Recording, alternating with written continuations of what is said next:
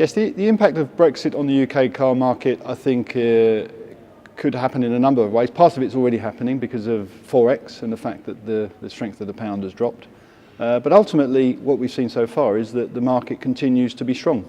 And whilst customer confidence remains high, we believe that the market will continue, and our forecast is that the markets will be almost at the same level as this year, maybe slightly lower. And if the economy remains strong, pre or post Brexit, then we believe the industry will be relatively well protected. So we rely on the government to keep our economy strong and prosperous, and we hope that therefore the industry will remain strong as part of that.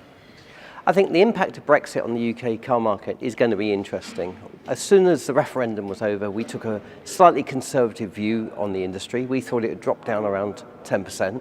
That hasn't happened at all, and the market has remained fairly strong all the way through the year, which has been interesting. Commercial vehicles, normally the first ones to drop away, they've remained solid too, which is an indication of the infrastructure and investment going on. But the consumers are still out there buying, they're on PCP cycles, the interest rates are low, and frankly, they all buy on a monthly payment rather than a list price. So the monthly payments are very competitive.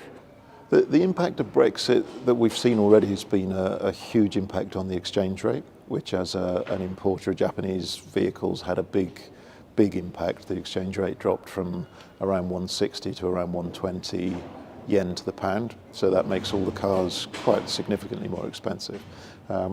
Since Donald Trump's election, actually the exchange rate started to improve and is back up to about 145.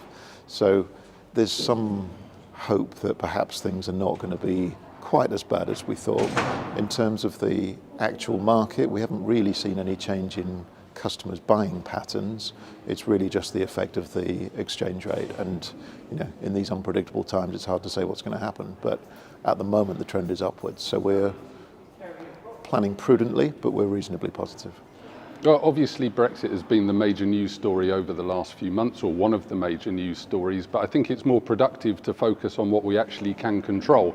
And going into 2017, we've got the launch of the all-new Micra, which is a fantastic opportunity for us. And let's not forget that next year, to some extent, is determined by the success that we've had over the last few years. Our new car sales growth has meant that our service opportunity going forward is going to be really, really robust. Allowed a little bit of uncertainty into the market, I think. That slowed retail down a bit. The biggest impact for us and other manufacturers will be the FX rate. Now that was pretty bad after Brexit. It seems to be coming back now, so it's settling down a little bit. It's probably going to be another 18 months before we see the full effect of Brexit, I think. Well, I think the impact of Brexit on the UK car market will be fairly significant. I think this year we haven't seen much impact because a lot of the manufacturers had their money hedged.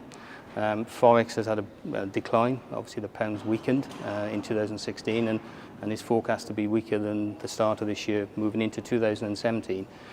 So I think it'll be interesting to see how manufacturers deal with that in the new year. Inevitably prices will go up because the cost of bringing product into the UK is significantly higher. And I think the job of the manufacturer is, our approach in 2017 is to make sure that we try and maintain a consistent customer offering from 2016 into 2017. But I think the challenge from Brexit will inevitably be the Forex impact and the cost of bringing vehicles into the UK.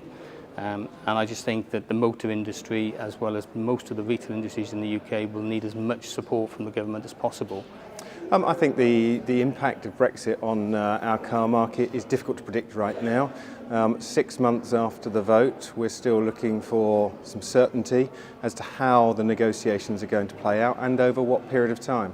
What our industry needs as a global industry is consistency and certainty. That we haven't got yet. We're in dialogue through the SMMT with the government, and what we'd encourage is that continued dialogue to ensure that the very important UK automotive industry is well represented in all the discussions on how we move forward with regard to Brexit.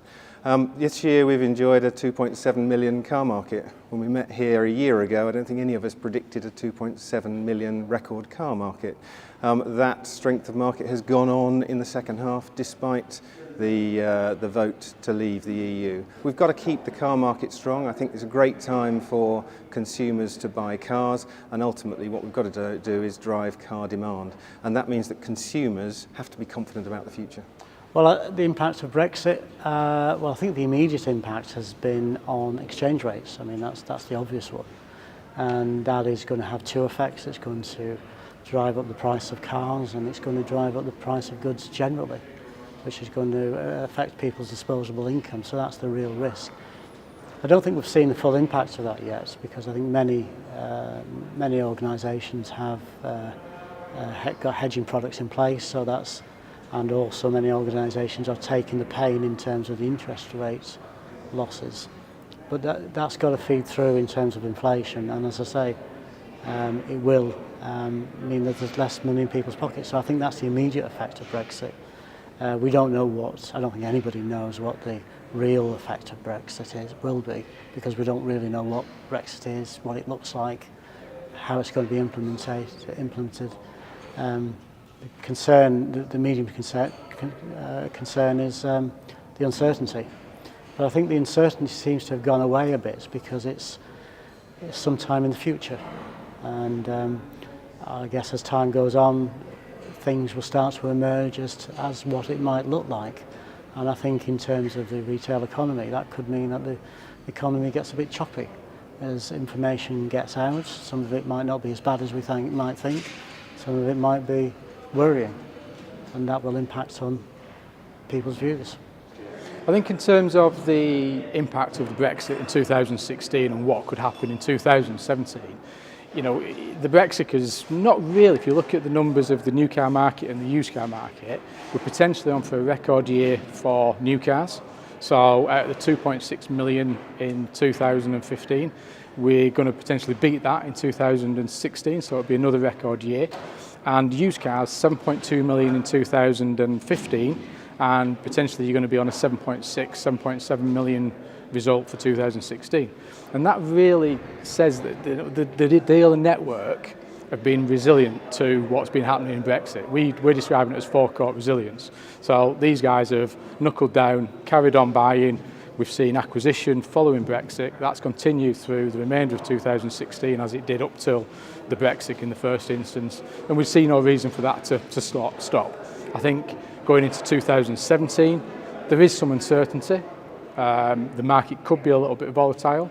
I think in terms of investment and acquisitions, it'll still happen, but it'll be done a little bit more cautiously. Everything comes around the new car market and where that's going to be heading. As we know, a lot of the manufacturers have hedged into the new year. So nobody really knows what's happening with the new car market as yet. From what we're seeing in December, at CAP HPI in terms of values, the market is showing no signs of easing for the new year. Everybody's out buying, the stock is still moving, there's still demand out there, particularly from the dealer network, and they see that going into January of next year. Yeah, I mean, in terms of the impact of Brexit on the car market this year, I don't see any particularly. Clearly sterling has weakened, but whereas car manufacturers have been putting prices up, they generally put them up every year anyway, but the PCP rentals don't seem to have been moving up, which is the key route to market now, as we know. Next year, it remains to be seen. I think there are people who think they know, and they don't really. My instincts are that the market might drop a little next year, but it'll be single digit, maybe 5-6%, and some of the froth might come out of the sort of dealer rental, low margin channels for the manufacturers. So it might be a slight negative adjustment, but not a massive downturn. So that's the biggest thing, to keep consumer confidence up as well. So yeah, to make sure we don't have a hard Brexit would be my answer.